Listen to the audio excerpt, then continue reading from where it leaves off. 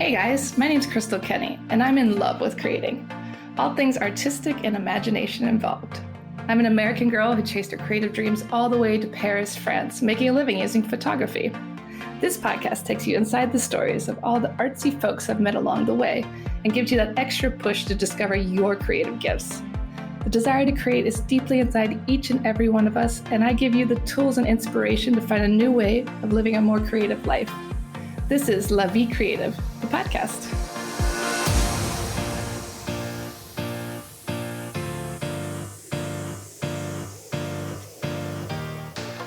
Claudine Hemingway is a descendant of famed writer Ernest Hemingway. We bumped into each other at a party and decided to team up and dive deep into French history, but with a twist, by bringing a spotlight to those lesser-known creatives in France. This is History with a Hemingway. Welcome back to Paris History Avec Hemingway. I am back with Claudine, and today we are talking about a very important woman in French history, Olympe de Gouges, and I'm sure we are slaughtering that name, so French people, please help us out here later. But we're going to talk about what she did for women's rights in France, and I'll let Claudine take it from here. She basically did this for like all of womankind. We love her. Yeah, she was pretty amazing. And it is Olympe de Gouges. She was born May 7th, 1748 in Montauban. And she was the daughter of a woman named Marie-Olympe Mouisset. And her mother was married at the time, but her father might have actually been a lawyer that her mother had a little thing with. Drama. So we're not really sure for sure who her parents are. There's a lot of doubt. It's not one of those things like maybe most people think. Most historians are like, nope, her wife's husband, mother's husband. it's like Recamier, the husband, brother, father. Yeah, exactly. But when she was born, her name was Marie-Olympe. Her father could have been the lawyer. He also could have been the butcher, who her mother was married to, named Pierre. And on October 24, 1765, she was married off to Louis-Yves Aubrey de Gourges. She was 17 at the time. He was 47. Eek. And they were married at the Église Saint-Jean-Baptiste in Montauban. Just north of Toulouse. In 1766, the next year, on October 29th, they had a son named Pierre. And then the next year, in 1767, her husband, from what all accounts that I found, was that he was kind of a bore and kind of a jerk. He was 30 years older than her. And he was killed in a flood. Oh. Washed away. Wow, lucky her. Lucky her. So in 1770, she decided to move to Paris to live with her sister. She brought her son with her. Some reports said that she basically left her son with a family member. So that's, you don't really hear anything about him again. So that could have been the case. In Paris, she ended up meeting a man named Jacques Biétrix de Rozières. He was a director of a military transport company. He proposed to her, but she declined because she had more freedom as a woman being a widow than she did being married. Ah, smart lady. Yeah. She might have maybe gotten pregnant with him and had a child that ended up dying at a very young age, but they're not sure about people. There's no evidence of any of that. There's just some things that you've read say that she might have been pregnant. I read something else that her son had a sister that was killed in the revolution, but that I never found that anywhere else. So I was like, I don't really think that's probably true, because said that she just had the one son. Jacques gave her a lot of money and paid for an apartment just down the streets of Saint-Sulpice. There's a plaque on the building now. It's between Saint-Sulpice and the Jardin de Luxembourg. She was very educated and very well spoken, and she was sought after company for a lot of people, and a lot of that she could have also been a courtesan at the same time. And you know how we love the courtesans. They're our favorites. So she started writing, and she started to write plays. And she, even with the money that she had, she ended up owning her own theater company that included a theater with sets and costumes and everything. Her very first play that she wrote was Zamore et Mirza, and it was in 1784. It was a story about slavery in the colonies. It never took the stage because she received death threats. Oh, wow. And the Comedie Francaise was always threatened with that people were going to attack it and burn it down. So it never saw the light of day on the stage at that point. It was from the slave's point of view about the consequences of slavery in the colonies. Oh, wow. She was way ahead of her time. She was way ahead of her time. Again, 18th century. Okay. She also wrote about the memoir. It was called The Memoir of Madame de Valmont. It was a fictional autobiography based on her mother's treatment by her father. She wrote another one called Les Amours de Charbon, which was very close to Beaumarchais' Marriage of Figaro. He accused her of plagiarism, and so this show never made the stage. But she did write things that were in her stage company, that just the big ones that she's kind of known for never saw the light of day. They're too controversial. Yeah. So in the next year in 1785, because of the play of the slaves, she ended up getting arrested and thrown into the Bastille for a few days because she was still she was writing these things. And so her plays were still getting out there, even if they weren't being performed. They were being written and distributed. It's crazy you could be thrown in jail for that. Yeah. She became more and more outspoken about what was going on in France, especially against women, and started to make a lot of noise about it, printing pamphlets and posters that began to appear all over Paris, hanging on everything. In 1787, she sold her theater and her sets and all of her costumes, and just so she could just focus on her writing. She ended up compiling 3 full volumes of her work. So all of the different plays that she wrote, including the Zamore, but also another play that she never saw on stage called Molière et chez Ninon, which, if you remember, we did an episode very early on about Ninon de l'Enclos, who was another courtesan at the time. It was a 5-act play, and it was all about Molière being at the house of Ninon. And she thought that Ninon was this amazing, because this is, I think Ninon was 16th century, and that was the one that her mom wanted her, to marry off. So you had a choice between married or being a nun. And so she ran off and ended up getting, having sex with somebody, so that, her mother was completely distraught, and now she can't marry her off or be a nun. Yeah. So she thought, Ninon was this incredibly strong and spirited and generous woman. And so loved to keep these real women in her stories, because it was also her way of getting the history of all of these other women out there. But she also just loved using them in her stories because they were real people instead of just making up characters. She was the original podcaster. Yeah. So in 1789, the National Assembly had published the Declaration of the Rights of Man and the Citizens.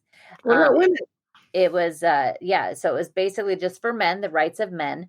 It was inspired by the Enlightenment and also on the U.S. Declaration of Independence. Might be the first time we've ever had anything from the U.S. and inspired France. Yay! The Declaration. The Declaration spurred her to speak out even more. She moved to Versailles to be close to the National Assembly. She proposed to the leaders to advocate for the same equality for women, including the women's right to a legal divorce without being accused of slander, so that they could actually speak up in a divorce proceeding. A right to education, and also that a theater would be set up for the plays written by women. Wow, I'm surprised they didn't just hang her. I know. Well, she doesn't have a good ending. So, spoiler. At the time, she still supported the monarchy. She even told Louis XVI that he should abdicate the throne because the voices of the revolution were starting to rumble. Is this, the Bastille had fallen. And so she thought, if you abdicate right now, you could probably fend off any other action from swelling. Obviously, he didn't listen to her. No one listens to women. No, she remained a royalist until Louis the XVI, and Marie Antoinette escaped on July 20th, 1791, the famous escape. And at that point, she basically lost her support of them.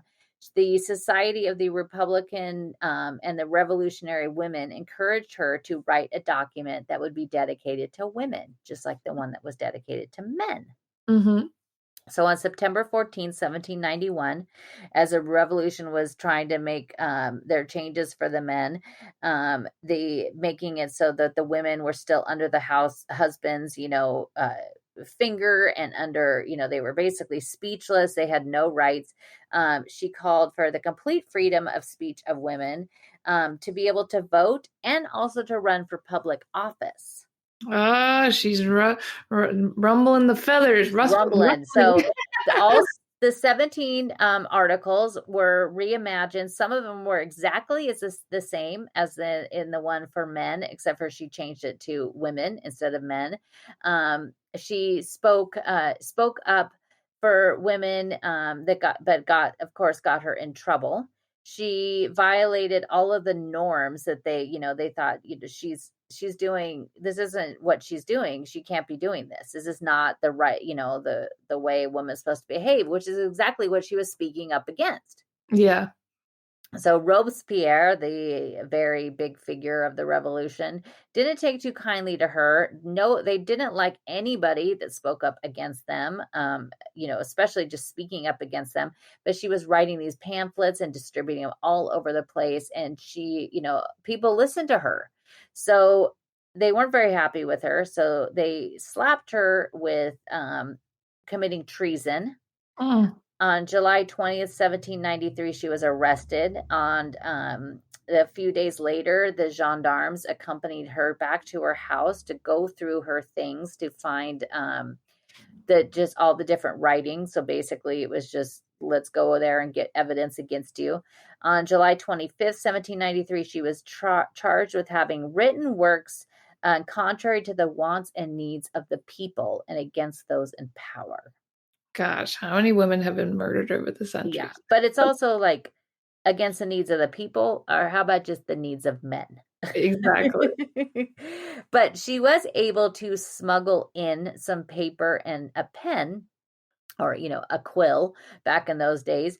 So, I don't think they're Sharpies, but she smuggled some in, and she ended up still writing pamphlets, and she would somehow be able to get them smuggled out to other people where they would copy them and distribute them around. And that just made them even more angry. Prosecutors called her a criminal, that she had motives to take down the government. During her trial, she sat there, I guess, shrugging her shoulders and making faces and like rolling her eyes. And so that, of course, was not taken well, because she should just sit there and be quiet. And so she was taken to the conciergerie on October 28th. And we know that is, of course, from where Marie Antoinette was taking. They called it the antechamber of death, because once you went there, your next stop was, guess where? The guillotine. So she tried to tell them that she was pregnant, because a woman could say if she was pregnant, she could be saved. They wouldn't kill, I guess they had some feeling and thought, oh, if you're pregnant, we won't kill you till afterwards. But a doctor came and they examined her and found that no, she was not pregnant. And so her march to the guillotine was still on. The guilty verdict was dropped on November 3rd, and at 4 p.m. on November 4th, 1793, she walked up the scaffold. Her last words were, "Children of the fatherland, you will avenge my death."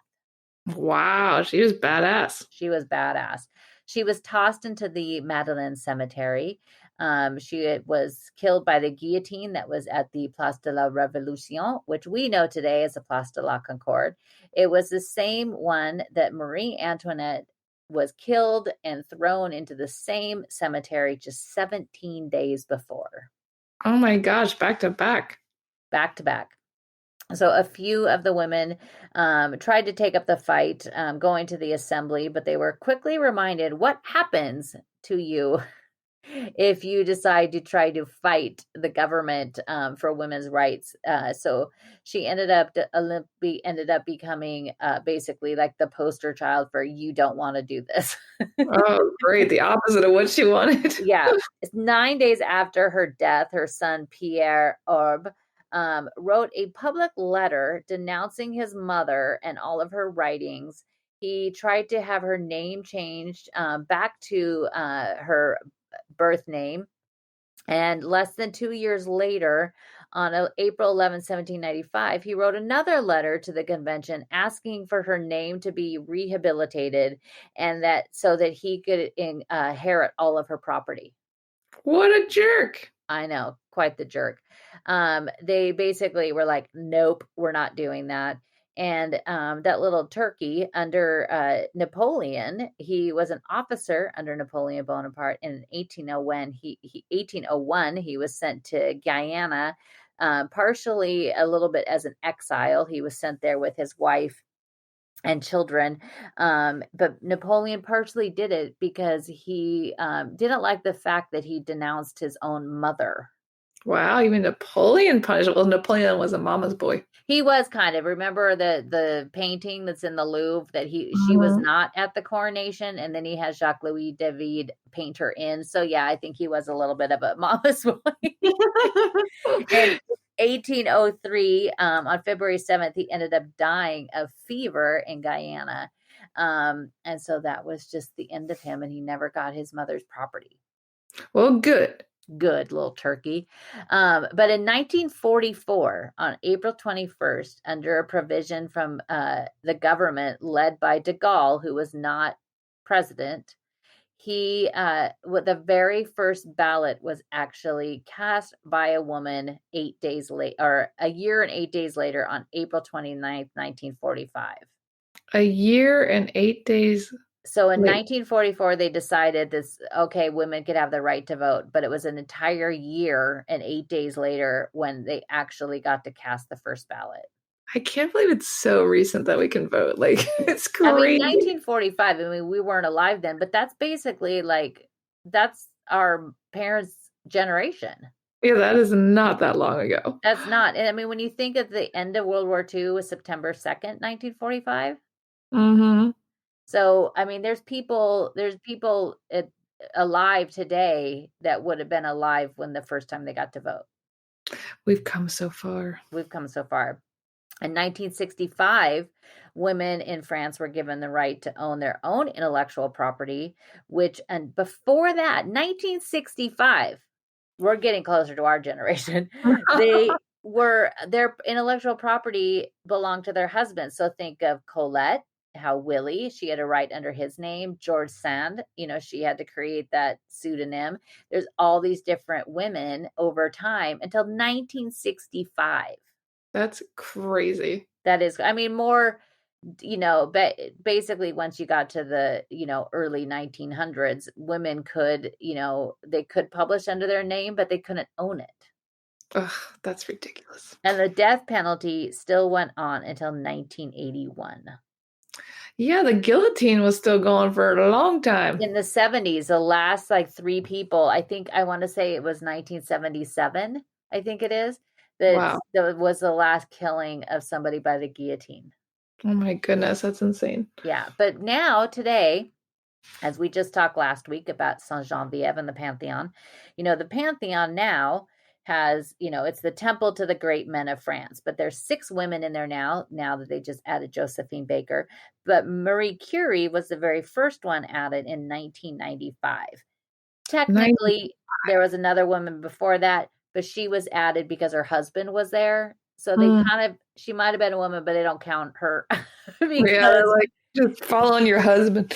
Yeah, and there's a lot of people that aren't very happy about that, but Marie Curie was the first woman to be put into the Pantheon because of because of what she did.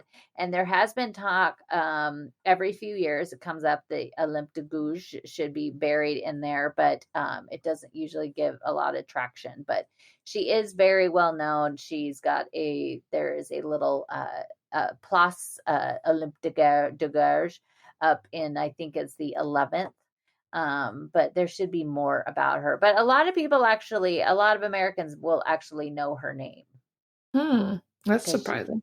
Because she did a lot for women. I mean, she did, she spoke up at a time when people didn't want to, and obviously it ended up in her death at just 45 years old.